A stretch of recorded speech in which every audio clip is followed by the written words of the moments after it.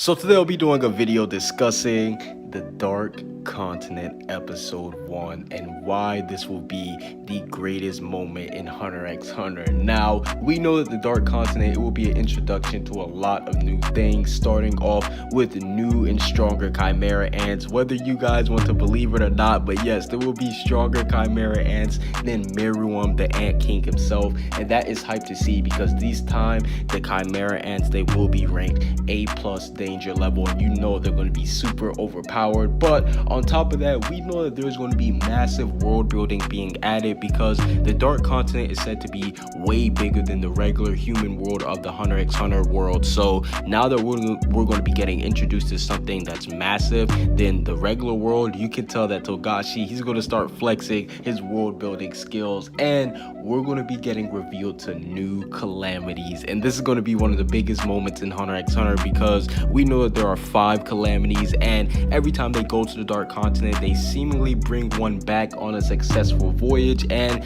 this will lead into Aluka's origins. How did she end up getting here, or how did the thing that attached itself to Aluka end up getting here? Very spooky stuff. And last but not least, we will be getting a new Freaks family member being revealed to us in Dawn Freaks. But what if I told you that even with all of these hype things being brought up, none of this stuff will be the main focus for episode 1? Because I believe that the main focus will be around none other than Beyond Netero, the son of Netero. And the reason why I think that the Dark Continent episode 1 will focus around him is because we see that he's the most excited one to go to the Dark Continent. We saw that Netero himself had to put a ban on Beyond Netero from going to the Dark Continent. And that's how you can tell you're legit. When somebody has to stop you from going to the Dark Continent, it goes to show you that he's not scared of it like all the other hunters. And we saw that the Dark Continent, this expedition, it's kind of for Netero because we saw that he only issued this voyage after he died. So in a way, Beyond Netero is going to be carrying on his father's will, and we know how much he does respect and look up to his father. So I definitely do believe that with that too, it will highlight all of his powers, and we'll maybe even get some backstory between Beyond Netero and Netero. I would love to see how these two actually end up growing up together because both of these guys do seem like monsters. So I do need to see a backstory of Netero and Beyond Netero too. But the spookiest thing about Beyond Netero is that we know that he's been to the Dark Continent 50 years ago, and that just goes to show you that once they do land on the Dark Continent, he will kind of be like the tour guide when it comes to how to get around it, because we saw that he went on basically on an unofficial visit. He went against Netero's will when he went to the Dark Continent, so he didn't even have like a fully stacked team or anything. No, he just gathered up some people and went on this trip, and he still made it back alive. So this just goes to show you that he will be one of the biggest, if not the biggest, figures when it comes to leading the Dark Continent. And I definitely do think that he will be way stronger than Netero in his prime, because Netero in his prime, we saw what he was able to do. He was moving faster than the speed of sound, and he obviously became the strongest nen user at that point. But I do believe that Beyond Netero, he will showcase us why his name is actually Beyond Netero, because he will showcase us abilities that Netero in his prime can do and that we just didn't get to see because he was too old. So I definitely do think that once we get to the Dark Continent, we will see why Beyond Netero is stronger than Netero.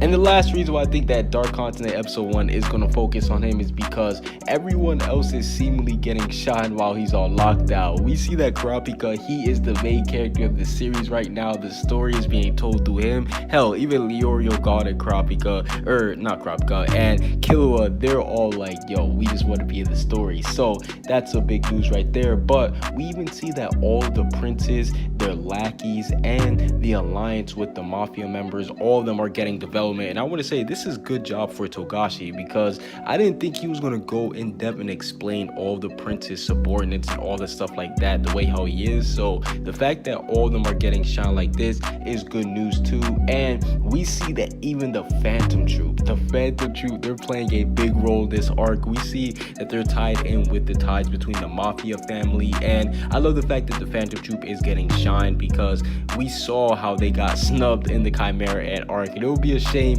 if they didn't really get to make it to the Dark Continent too. And last but not least, we see the Zodiacs. Obviously, they do have the Beyond Netero on lockdown. They're the ones who have them in prison, and they've really been getting a lot of highlight too in this arc. Like, some people thought the Zodiacs were kind of lame because we didn't get to see them in the anime, but in this arc they showed why they are looked at as some of the strongest Nen users in the whole wide world, and we still haven't even seen what they can all do. But overall, what are you guys most excited for when it comes to the Dark Continent episode 1? I definitely do believe that Beyond Netero will be the main focus of the first episode of the Dark Continent, and once we finally get there, we will finally see somebody surpass Netero.